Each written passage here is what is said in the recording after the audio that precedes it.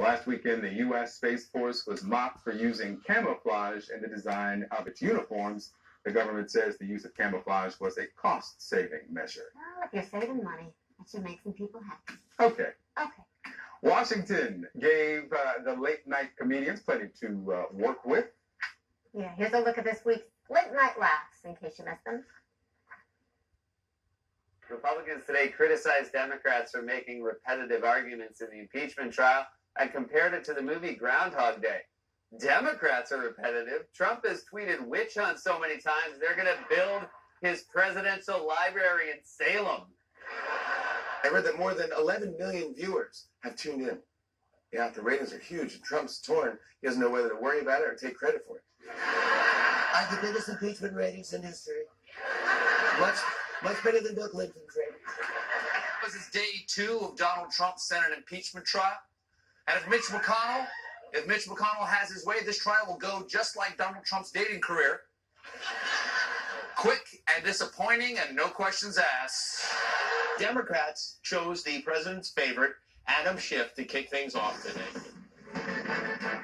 The Sergeant at Arms will make the proclamation. All persons are commanded to keep silent on pain of imprisonment.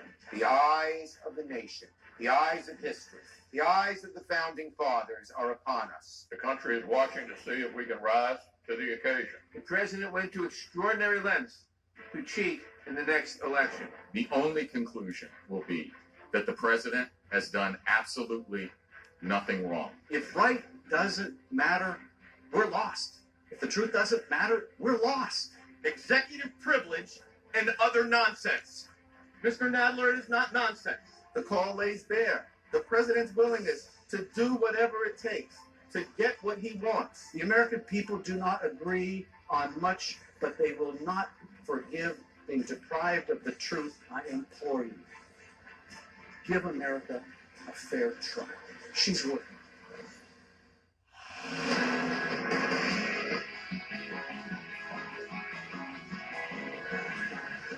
This is New Day Weekend with Victor Blackwell and Christy Ford.